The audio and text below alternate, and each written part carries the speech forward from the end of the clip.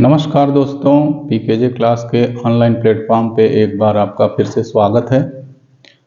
पिछले क्लासेस में हमने देखा कि उत्तर वैदिक काल की सामाजिक स्थिति कैसी थी।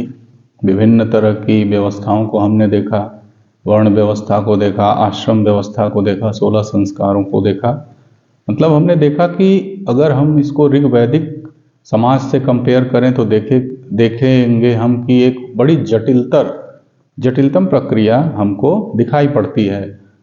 मतलब इस उत्तर वैदिक काल में, उस उत्तर वैदिक कालीन परंपरा में आगे बढ़ते हुए या उस प्रक्रिया में आगे बढ़ते हुए हम फिर चलते हैं और देखते हैं उत्तर वैदिक काल की राजनीतिक स्थिति को। हालांकि यहाँ पे राजनीतिक स्थिति जो है, एक राज्य की अवधारणा का विकास होता है और राजा का जो पद होता है वो धीरे धीरे एक केंद्रीय पद के रूप में आगे बढ़ता है। मतलब इस काल में राजा जो है एक केंद्रीकृत व्यवस्था के रूप में आगे बढ़ता है।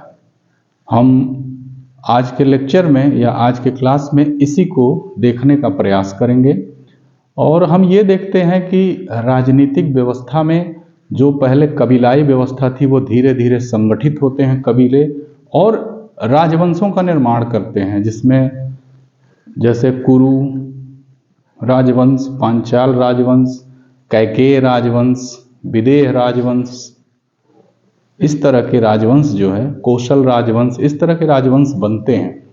और इन राजवंशों से कहीं ना कहीं राजा जो है वो अनेक प्रकार के राजा बनते हैं और राजा की जो स्थिति है इस काल में जो है केंद्रीकृत व्यवस्था के रूप में दिखाई देती है। वह कहीं ना कहीं सत्ता का केंद्र हो जाता है और लगभग जो है सारी जो उसकी जो आर्थिक संसाधन हैं, जो भी व्यवस्थाएं हैं, उनको कहीं ना कहीं अपने आप में समेटने का बोल लेता है, समेटने का काम करता है। और देखते हैं कि उसी के इर्द गिर्द जो है सारी व्यवस्थाएं हमको दिखाई पड़ती हैं। मतलब एक तरह से ये कहें कि केंद्रीकृत सत्ता मतलब पूरे राज्य पर उसका जो है प्रत्यक्ष या परोक्ष रूप से अधिकार हो जाता है। ठीक है, तो हम देखते हैं कि किस तरह से यहाँ पे राजनीतिक व्यवस्था का विकास होता है और एक राज्य की जो अवधारणा है या शुरुआत में राज्य की अवधारणा इस काल से विकसित हुई दिखाई देती है, जो आगे चल करके महाजनपद काल में और विकसित होती है और फिर साम्राज्य बनते हैं, जैसे मौर्य साम्राज्य, गुप्त साम्राज्य। तो यहाँ से जो है एक राजतंत्रात्मक व्यवस्था की नींव जो है वो उत्तर वैदिक काल में पड़ती हुई दिखाई देती है। इस प्रकार हम देखते हैं कि राजा का पद जो है, अनेक ग्रंथ जो हैं उस काल के, जैसे ऐतरेय ब्राह्मण है, शतपथ ब्राह्मण है, इनमें दिखाई पड़ता है कि राजा का पद जो है वंशानुगत हो गया था। हालांकि सामाजिक व्यवस्था में भी हमने इस बात का जिक्र किया था कि कहीं ना कहीं जो सामाजिक व्यवस्था थी वो बड़ी क्लिष्ट होती दिखाई देती है और चारों वर्ण जो है विशेष कार्यों में लग जाते हैं, उनका कार्य क्षेत्र जो है वो बढ़ जाता है। जैसे ब्राह्मण, क्षत्रिय, वैश्य और शूद्र, तो इनका कार्य क्षेत्र जो है बढ़ जाता है। तो इस प्रकार जो है राजा जो है एक वंशानुगत परंपरा, मतलब जो क्षत्रिय वर्ग के लोग थे तो वो एक वंश परंपरा चलती जाती है और राजा का लड़का ही राजा होता था, ऐसी परंपरा बनती हुई दिखाई पड़ती है। तो इन सब चीज़ों पे हम चर्चा करते हैं। फिलहाल हम देखते हैं कि किस तरह से जो है राजा और उसकी राजतंत्रात्मक व्यवस्था का विकास होता है। आइए देखते हैं हम इसको और आगे बढ़ते हैं। ठीक है, तो इसमें सर्वप्रथम हम ये देखते हैं कि कुछ जो है कबीले होते हैं जो आपस में संगठित होते हैं और वो एक राजवंश का निर्माण करते हैं, जिनमें मुख्य रूप से कुरु,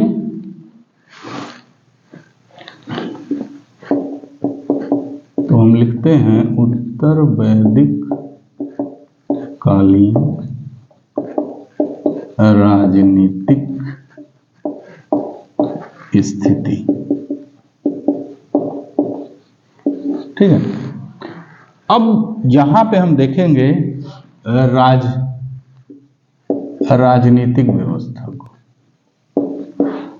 राजनीतिक व्यवस्था को तो इसको हम कुछ कालखंडों में बांट लेते हैं या कुछ क्रम में इसको विभाजित कर देते हैं। पहले तो ये देखेंगे कि इसका विकास कैसे हुआ,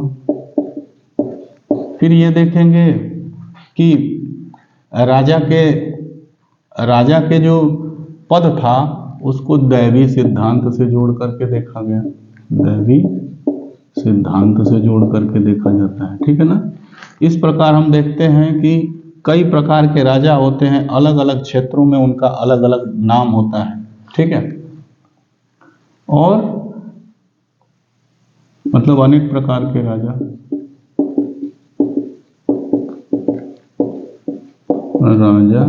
व उनका क्षेत्र, ठीक है। और इसके बाद जो है हम देखेंगे कि किस प्रकार से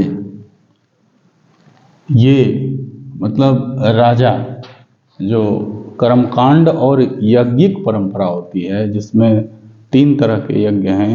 इसमें जो है आपका राजसूय यज्ञ है, अश्वमेध यज्ञ है और वाजपेयी यज्ञ है।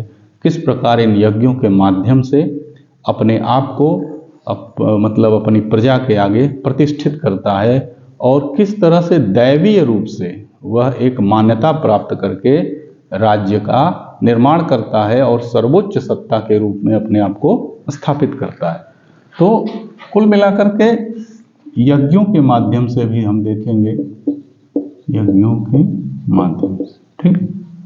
तो कुल मिलाकर के इन्हीं बिंदुओं पे हम चर्चा करते हैं, ठीक है। इन्हीं विषयों के अंतर्गत हम राजनीतिक व्यवस्था को देखेंगे। इसके अलावा हम ये देखेंगे, ये पूरी व्यवस्था हम किस आधार पे देखेंगे, जो उत्तर वैदिक कालीन जो ग्रंथ हैं या फिर जो विवरण हैं, उन्हीं के आधार पे हम इस पूरी व्यवस्था का विश्लेषण करने का प्रयास करेंगे, ठीक है। हाँ, जैसा कि हमने देखा कि ऋग्वैदिक काल में जो जन थे या जो कबीले थे वो आपस में संगठित होते हैं और राजवंशों का निर्माण करते हैं। तो इसमें प्रारंभिक रूप से हम देखते हैं कि पुरु तथा भरत, ठीक है ना, ये जन आपस में मिल करके कुरु वंश का निर्माण करते हैं, ठीक है। उसी तरह क्रीवी तथा तुर्वस ये आपस में मिलकर के पांचाल का निर्माण करते हैं, पांचाल वंश का निर्माण करते हैं, ठीक है ना। तो हम देखते हैं कि इस तरह से जो कबीले थे वो आपस में संगठित होते हैं और संधि के माध्यम से, समझौतों के माध्यम से वो राजवंश की परंपरा को आगे बढ़ाते हैं। इस प्रकार हम देखते हैं कि छोटे छोटे राजवंशों का यहाँ पे निर्माण होता है और वो कहीं ना कहीं छोटे छोटे राज्यों के रूप में विकसित होते हैं। तो हम यहाँ देखते हैं कि एक राज व्यवस्था की जो है शुरुआत होती हुई हमको दिखाई देती है और प्रारंभिक अवस्था में राज्य के निर्माण की जो प्रक्रिया है वो प्रारंभ होती है। हालांकि यहाँ राज्य का मतलब किसी सीमा विशेष से नहीं था या फिर किसी, यहाँ पे राष्ट्र शब्द की भी उत्पत्ति हमको दिखाई पड़ती है, लेकिन राष्ट्र का जो संबोधन है या राष्ट्र का जो उसका मतलब है वो किसी सीमा विशेष या क्षेत्र विशेष से नहीं है, बल्कि जो ये इनके छोटे छोटे कबीलों को जो जनपद इत्यादि नाम दिया जाता था प्रारंभ में, उन्हीं को राज्य का नाम दे दिया गया और फिर वो है वहां से एक राजसत्ता की जो है शुरुआत हमको दिखाई पड़ती है। तो हम देखते हैं कि पुरु तथा भरत ये मिलकर के कुरु का निर्माण करते हैं, क्रीवी तथा तुर्वस पांचाल वंश को बनाते हैं और हम देखते हैं कि ये दोनों आपस में अपना जो है बेहतर संबंध बनाते हैं, आपसी संबंध बनाते हैं और इनमें एक समझौता वाली नीति होती है। और ये जो है कुरुक्षेत्र जो कि दिल्ली के आसपास का क्षेत्र है, दिल्ली के आसपास का क्षेत्र है, उस क्षेत्र में अपना प्रभुत्व जो है वो स्थापित करते हैं, ठीक है ना। और हम देखते हैं कि ये जो है जो दोआब होता है उसके ऊपरी भाग में और उत्तरी भाग में धीरे धीरे ये फैलना शुरू करते हैं। ठीक है, और हम देखते हैं कि बाद में इसी कुरुक्षेत्र में महाभारत होता है। ठीक है ना, और विभिन्न तरह की चीजें हमको दिखाई देती हैं। तो ये कुरुक्षेत्र हो गया। इसके बाद इन्होंने हस्तिनापुर को जो है अपनी राजधानी बनाया, हस्तिनापुर को। ठीक है ना, जो कि मेरठ के पास है। तो ये सारी चीजें हमको दिखाई पड़ती हैं। इसके अलावा हम देखते हैं कि जो है कैकेय, ठीक है ना, कैकेय राजवंश का भी उदय हमको दिखाई देता है इस काल में। इसके अलावा हम देखते हैं कि विदेह, ठीक है ना, विदेह राजवंश तथा विदेह राजवंश तथा कोसल राजवंश, कोसल राजवंश ये भी हमको जो है दिखाई देता है। ठीक है ना, तो हम ये देखते हैं कि इसका संबंध जो है वो पूर्वी उत्तर प्रदेश के आसपास था, पूर्वी उत्तर प्रदेश। ठीक है ना, इसका संबंध जो है वो बिहार से था। ठीक है, तो हम ये देखते हैं कि जो हमारे 1000 ईसा पूर्व से 600 ईसा पूर्व का जो कालखंड था, 1000 ईसा पूर्व से 600, तो उसमें ये सब हमको राजवंश जो है वो दिखाई पड़ते हैं। ठीक है, तो ये थी राजवंशों की जानकारी। और कहीं ना कहीं ये राजवंश जो है या तो आपस में समझौते करके या फिर युद्धों में एक दूसरे पर अधिकार करके या फिर विभिन्न तरह के संधियां करके, मतलब एक राज्य निर्माण की प्रक्रिया में धीरे धीरे आगे बढ़ते हैं। ठीक है, तो ये तो रही राज्य निर्माण की प्रक्रिया। अब जाहिर सी बात है कि राजा बनने लगा, तो राजा जो है चूंकि सर्वोच्च सत्ता है, राजा सर्वोच्च सत्ता है, तो सभी आर्थिक संसाधनों पे, सभी जो वहाँ के जो संसाधन हैं उस पे उसका नियंत्रण होना स्वाभाविक बात है। तो राजा अगर उन सब पे अपनी सत्ता स्थापित करता है तो फिर राजा का एक जो है नैतिक कर्तव्य बनता है कि वह उनकी सुरक्षा भी करे। ठीक है, तो ये राजा जो है उनकी सुरक्षा करेगा, और राजा जब उनको सुरक्षा करेगा तो राजा उनसे कर भी लेगा। तो इस प्रकार हम जो देखते हैं कि जो बलि नामक कर था, ठीक है, जो कि ऋग्वैदिक काल में लिया जाता था, तो वो तो श्रद्धा स्वेच्छा से लोग देते थे जिनके पास जो सामान अधिक था। लेकिन इस काल में हम देखते हैं कि राज परंपरा, राजा की जो राजवंश परंपरा है वो जब आगे बढ़ती है, या फिर जो राजनीतिक परंपरा धीरे धीरे आगे बढ़ती है और थोड़ी सी यह प्रक्रिया जटिल होना प्रारंभ होती है, तो हम देखते हैं कि बलि और कुछ और करों को अनिवार्य कर दिया जाता है। ठीक है, और लगभग ऐसा पता चलता है विभिन्न ब्राह्मण ग्रंथों से या फिर उत्तर वैदिक कालीन ग्रंथों से कि उपज का लगभग 1/16वां भाग जो है वो बलि के रूप में राजा को देना अनिवार्य हो गया था। ठीक है, क्योंकि अब देखिए यहाँ पे राजा का जो है व्यवस्था बन रही है, बढ़ रही है। ठीक है, तो साम्राज्य विस्तार हो रहा है, तो उसमें साम्राज्य को चलाने के लिए उसको कुछ सहयोगी भी चाहिए। तो आगे हम रत्निनों के माध्यम से देखेंगे कि किस तरह से राजा जो है अपना शासन और प्रशासन चलाता है। ठीक है, तो ये सारी परंपराएं थी, हमने देखा। और आगे बढ़ते हैं हम और देखते हैं कि तो राजा जो है वो संपूर्ण प्रजा के जो है वो जिम्मेदारी लेता है कि हम आपकी सुरक्षा करेंगे, और उसके बदले वह एक कर लेता है जिसको हम बलि कहते हैं। ठीक है, तो आगे बढ़ते हैं और कुछ और बिंदुओं पे चर्चा करते हैं। जैसा कि हमने देखा कि यहाँ पे क्षेत्रीय राज्यों का जो है निर्माण प्रारंभ हो गया था, और राजा जो है वह एक सर्वोच्च सत्ता के रूप में स्थापित होता हुआ दिखाई देता है।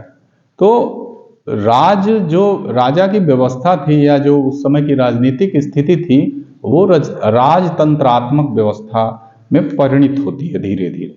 हालांकि यहाँ पे हम देखते हैं कि राष्ट्र शब्द की भी उत्पत्ति होती है, और सबसे पहले ये जो राजा का राज्य था उसे राष्ट्र के नाम से संबोधित किया गया है। ऐसी जानकारी हमको विभिन्न प्रकार के तत्कालीन ग्रंथों में भी प्राप्त होती है। और एक और चीज है कि राजा का पद जो है वो वंशानुगत हो गया था, ठीक है। और अनेक वंशावलियों की जो सूची है वो हमको उस काल के जो प्रमुख ग्रंथ हैं, ऐतरेय ब्राह्मण,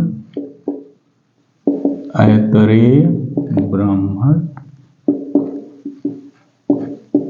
तथा शतपथ ब्राह्मण, शतपथ ब्राह्मण, ठीक है ना। इन दोनों ग्रंथों से राजाओं के कुलों की सूचियां प्राप्त होती हैं, मतलब राजवंशों की सूचियां प्राप्त होती हैं, जो कहीं ना कहीं इस बात का द्योतक है कि राजा का पद जो है वो वंशानुगत हो गया था। राजा का पद कैसा हो गया था? वंशानुगत हो गया था। यह वंशानुगत जो प्रक्रिया है वो कहीं ना कहीं राजतंत्रात्मक व्यवस्था को और अधिक मजबूत बनाती है। तो जाहिर सी बात है कि राजतंत्रात्मक व्यवस्था में सब कुछ जो है राजा के हाथ में केंद्रित हो गया। राजा सर्वोच्च सत्ता के रूप में स्थापित हो गया और वह प्रजा का सबसे बड़ा रक्षक हो गया। वह संसाधनों का भी मालिक हो गया, जितने भी संसाधन थे उन सबका मालिक हो गया।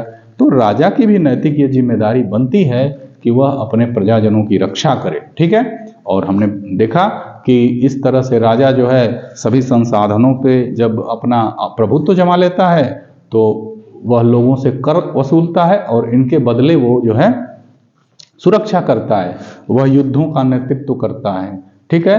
और युद्धों का नेतृत्व करता है, उन्हें एक अपने साम्राज्य को एक तरह से सुरक्षित रखने का काम करता है, ठीक है। तो ये सारी प्रक्रियाएं जो है होती हैं। अब इस काल में जब राजतंत्रात्मक व्यवस्था धीरे धीरे विकसित होती है तो हम ये देखते हैं कि सभा और समितियां जो उस काल की प्रमुख जो है वो संस्थाएं थी, उनमें भी हम देखते हैं कि राजा का प्रभाव स्पष्ट रूप से दिखाई देता है।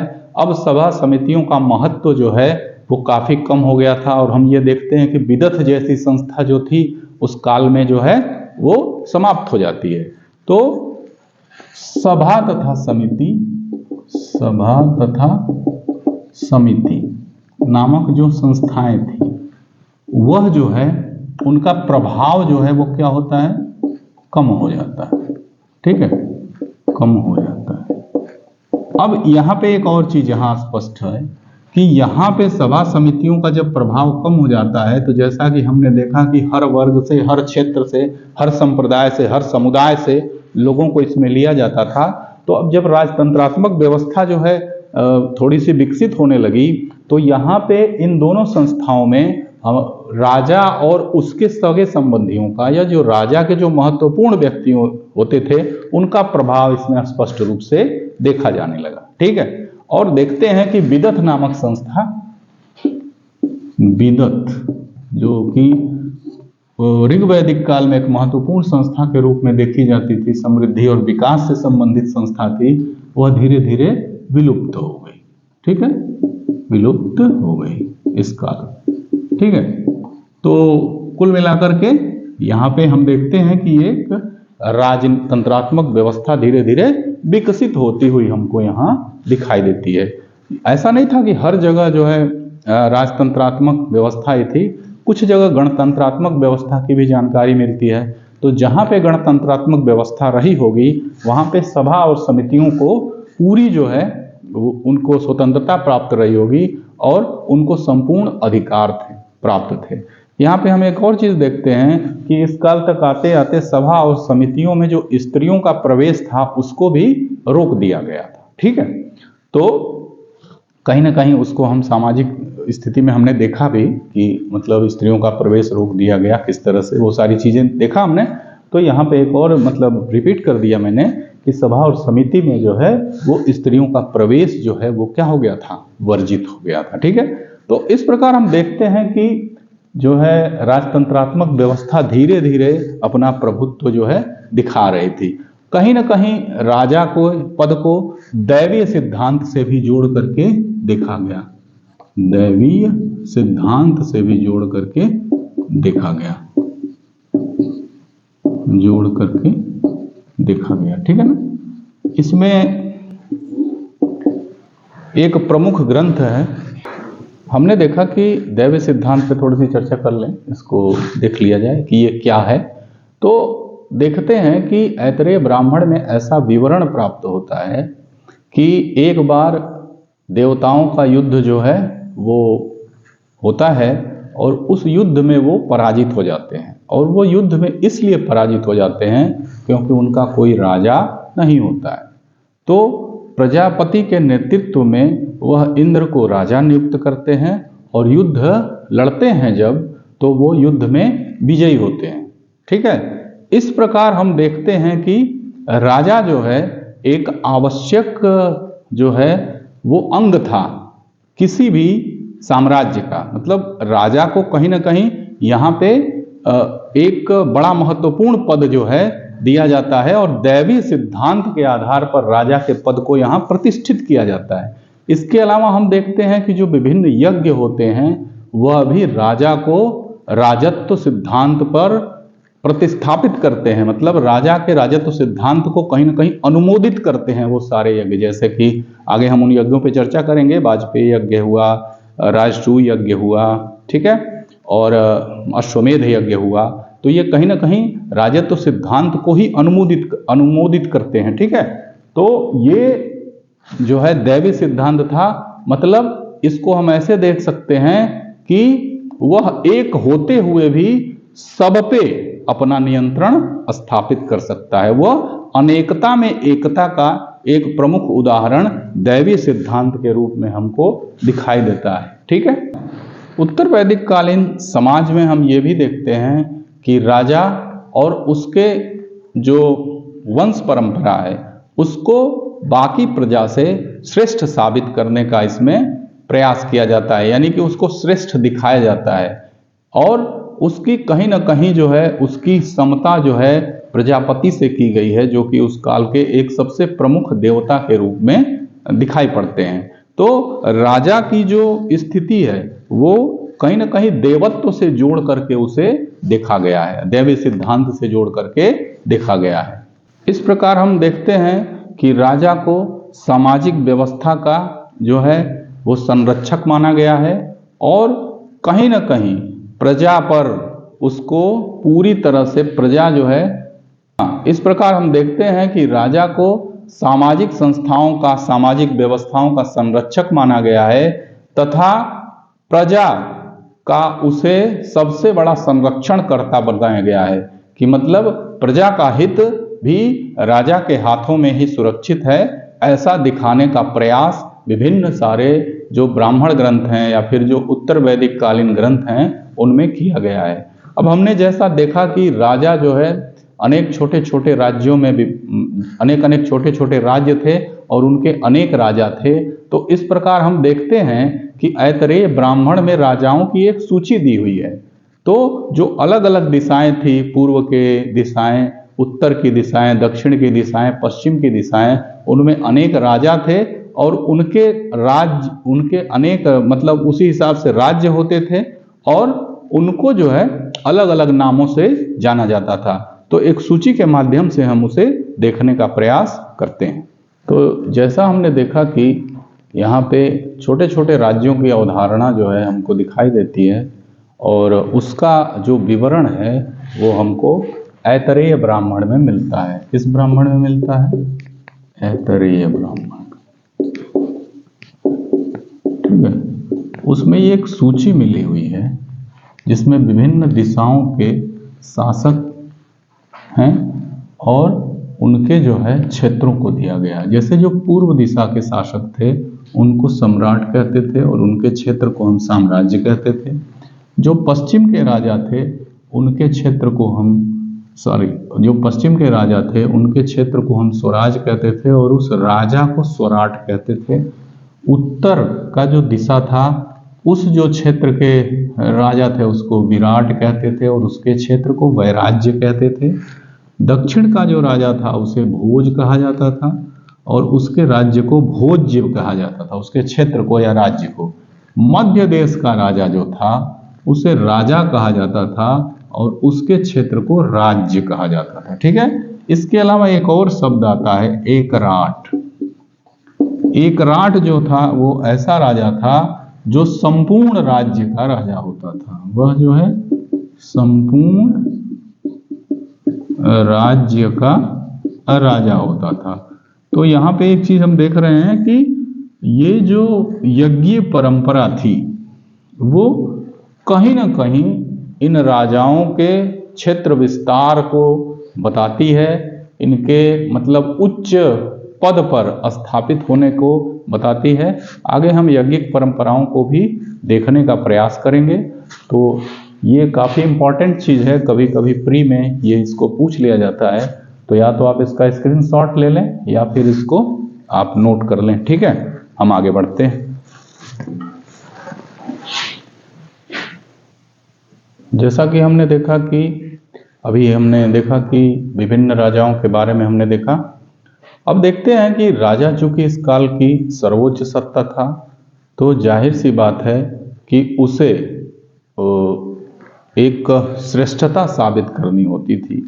तो उसको श्रेष्ठ बनाने के लिए विभिन्न प्रकार की यज्ञिक अनुष्ठान किए जाते थे, जिनमें प्रमुख रूप से आपका वाजपेय यज्ञ है, अश्वमेध यज्ञ है और राजसूय यज्ञ है। तो राजसूय यज्ञ जो था वो राजा के सिंहासन पे बैठने और उसके राज्यारोहण से संबंधित था। अश्वमेध यज्ञ जो था वो उसके राज्य विस्तार से संबंधित था। और जो वाजपेय यज्ञ है वो कहीं न कहीं राजा की शक्ति में वृद्धि और समृद्धि का प्रतीक होता था। ठीक है, तो इन यज्ञों के माध्यम से कहीं न कहीं राजा अपने आप को देवतुल्य प्रस्तुत करता था, और जो उसका पुरोहित होता था वह राजसूय यज्ञ में राजा को जनता के सामने या प्रजा के सामने मतलब प्रस्तुत करता था कि यही आपका राजा है। राजा को अच्छे अच्छे वस्त्र पहना करके और उसका राज्याभिषेक वगैरह किया जाता था। तो हम ये देखते हैं कि यज्ञ जो है इस काल में बड़े महत्वपूर्ण थे और इनमें काफी लंबा अनुष्ठान होता था और बड़ा भव्य और दिव्य आयोजन होता था, और मतलब राजा को एक तरह से ईश्वर की छवि उसमें दिखाने का प्रयास किया गया। तो हम देखते हैं इन यज्ञ परंपराओं को, और ये यज्ञ भी काफी महत्वपूर्ण है और परीक्षा के दृष्टिकोण से इन्हें कभी कभी सुमेलित करने के लिए भी पूछा जाता है। तो ये यज्ञ भी काफी महत्वपूर्ण है। तो हम देखते हैं कि सिंहासन रोहण से लेकर के उसके शक्ति विस्तार तक जो है उसके साम्राज्य विस्तार तक, और उस राज्य में विभिन्न प्रकार की समृद्धि लाने हेतु और उसकी शक्ति को बढ़ाने हेतु जो है विभिन्न तरह के कर्मकांड और अनुष्ठान किए जाते थे। और वो अनुष्ठान और कर्मकांड कहीं न कहीं राजा को देवत्व प्रदान करते थे। ठीक है, तो हम देखते हैं इनको। और तो इसमें सबसे पहला जो यज्ञ होता था वो होता था राजसूय यज्ञ। राजसूय यज्ञ, ठीक है। यह यज्ञ जो होता था वो राजा के राज्यारोहण से संबंधित था, राज्यारोहण से संबंधित था। ठीक है ना।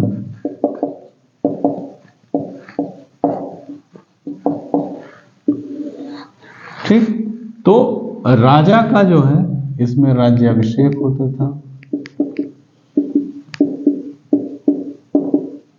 राज्याभिषेक इसमें होता था। ठीक है ना। और यह जो यज्ञ है बहुत ही दिव्य यज्ञ होता था। इसमें लगभग 1 वर्ष तक ये यज्ञ होता था। ठीक है। और राजा को मतलब देवतुल्य या उसको देवता के समान जो है दिखाने का इसमें प्रयास किया जाता था। तो इसमें हम देखते हैं कि यह लगभग 1 वर्ष तक चलने वाला युद्ध था। राजा जो है धनुष बाण लेकर के खड़ा होता था, अपने आप को एक दिव्य आभा मंडल से युक्त जो है उसे प्रस्तुत किया जाता था। मतलब उसके चारों ओर देवत्व जैसी प्रक्रिया जो है वो पुरोहित के द्वारा मतलब उसका एक दिव्य आभा मंडल निर्मित किया जाता था और प्रजा के समक्ष उसे प्रस्तुत किया जाता था। वह धनुष बाण लेता था अपने अस्त्र शस्त्रों को और प्रजा के सामने यह दिखाता था कि मैं ही आपका राजा हूँ। ठीक है। और यह जो अनुष्ठान था वो लगभग 1 साल तक चलता था और ऐसा विवरण मिलता है शतपथ ब्राह्मण में कि लगभग 24,000 गायें, 24,000 गाय जो है इस अनुष्ठान में दान में दी जाती थी, दान में दी जाती थी। ठीक है, तो यह एक काफी विस्तृत और लंबा चलने वाला अनुष्ठान था और लगभग 1 वर्ष जो है वह तक ये चलता था। ठीक है, और ऐसा माना जाता था कि राजा को इससे दिव्य शक्तियां प्राप्त होती हैं, दिव्य शक्तियां जो है उससे प्राप्त होती हैं। ठीक है ना, किसको? राजा को। तो ये हो गया राजसूय यज्ञ। इसके बाद दूसरा जो प्रमुख यज्ञ आता है वह था अश्वमेध यज्ञ। अश्वमेध यज्ञ। देखिए, अब जाहिर सी बात है कि राजा जो है अपना राज्यारोहण कर लिया, अब उसको जरूरत पड़ेगी साम्राज्य विस्तार की। राजा को साम्राज्य विस्तार की जरूरत पड़ेगी। तो राजा जब साम्राज्य विस्तार करता था तो चूंकि इसका नाम अश्वमेध यज्ञ इसलिए कहा गया क्योंकि इसमें एक घोड़ा जो है वो छोड़ दिया जाता था। ठीक है, और वह घोड़ा जो है वो जहां जहां जाता था वह पूरा क्षेत्र राजा का मान लिया जाता था। और अगर किसी राजा ने उसके जो है उसे पकड़ने का प्रयास किया तो फिर उसे उस राजा से युद्ध करना पड़ता था। और उस घोड़े की सुरक्षा के लिए लगभग 400 कुशल सेना के जो मतलब कुशल सैनिक थे वो उसके आगे पीछे चलते थे और लगभग जो है 1 वर्ष तक वह घोड़ा जो है राज्यों में विभिन्न क्षेत्रों में भ्रमण करता था और जिस जिस क्षेत्र में वह घोड़ा जाता था वह सब क्षेत्र उस राजा के अधीन मान लिया जाता था। ठीक है, इसके बाद 1 साल बाद वह घोड़ा जब लौट कर आता था तो उसकी बलि दी जाती थी और लगभग 3 दिनों तक यज्ञ आहुति का कार्यक्रम होता था। इसको अश्वमेध यज्ञ कहते हैं और यह राजा के शक्ति तथा क्षेत्र विस्तार से संबंधित है, क्षेत्र विस्तार से संबंधित। ठीक है ना, तो ये काफी जो है महत्वपूर्ण यज्ञ था और यह साम्राज्य विस्तार से संबंधित था। तीसरा जो यज्ञ है वो होता है वाजपेयी यज्ञ। वाजपेयी यज्ञ। ठीक है ना, तो ये जो अब तो क्या हो गया कि उसका क्षेत्र विस्तार हो गया, सब कुछ हो गया। तो दूसरी अब यहां पे जरूरत किसकी पड़ेगी? समृद्धि की। भाई क्षेत्र बड़ा है तो समृद्धि चाहिए, तो समृद्धि और राजा को दिव्य शक्तियां चाहिए उस क्षेत्र पे, मतलब अपना नियंत्रण स्थापित करने के लिए उस पूरे क्षेत्र पे। तो उसके लिए जो है यह वाजपेयी यज्ञ किया जाता था और यह वाजपेयी यज्ञ जो था वो लगभग 17 दिनों तक ये चलता था। ठीक है, इसमें यह होता था कि राजा को अपनी श्रेष्ठता साबित करनी होती थी। इसमें एक रथ दौड़ होती थी, रथ दौड़, और उस रथ दौड़ में राजा जो है वह जीतता था, मतलब उसे वह जीतता था, उसको जीतता हुआ दिखाया जाता था, मतलब वो बाकी लोगों से आगे निकल जाता था। ठीक है, और वाजपेय का शाब्दिक अर्थ भी होता है कि जो है शक्ति को प्राप्त करना या शक्ति को पीना। ठीक है, तो ये कहीं ना कहीं राजा का शक्ति प्रदर्शन था, एक तरह से शक्ति प्रदर्शन। ठीक है, और आगे बढ़ना, उसका उन्नति करना तथा समृद्धि को प्राप्त करना, समृद्धि को प्राप्त करना।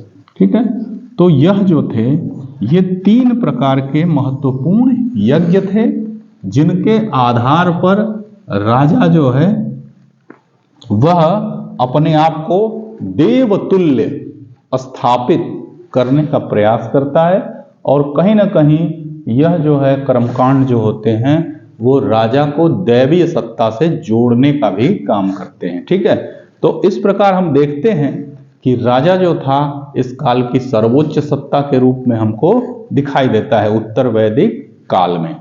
ये जो थी हमने देखा कि ये ऋग्वैदिक उत्तर ऋग्वैदिक कालीन परंपरा से थोड़ी सी जटिल परंपरा इस उत्तर वैदिक कालीन राजतंत्रात्मक व्यवस्था में हमको दिखाई देती है। यहाँ हम देखते हैं कि जो राजा वहाँ कबीले का राजा था, वह यहाँ एक व्यापक सत्ता के रूप में, मतलब दैवीय सत्ता के रूप में, कहीं न कहीं ईश्वर के अंश के रूप में राजा की यहाँ प्रतिष्ठा होती है। जो विभिन्न प्रकार के सामाजिक यज्ञ अनुष्ठान या इस तरह की प्रक्रियाएं थी, वो कहीं न कहीं राजा को जो है देवत्व स्वरूप में यहाँ पे स्थापित करती हैं।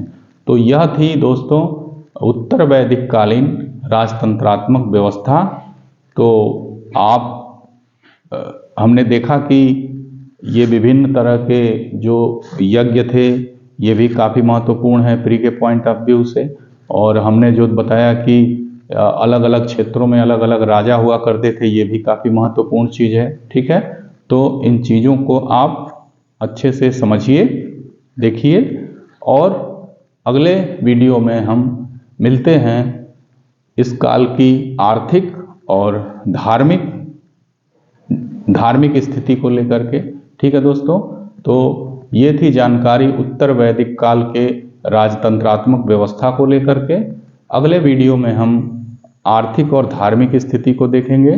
तो हमारे इस चैनल को आप लाइक करिए, इसको सब्सक्राइब करिए और अपने महत्वपूर्ण सुझाव कमेंट के माध्यम से जरूर प्रदान करें। नमस्कार।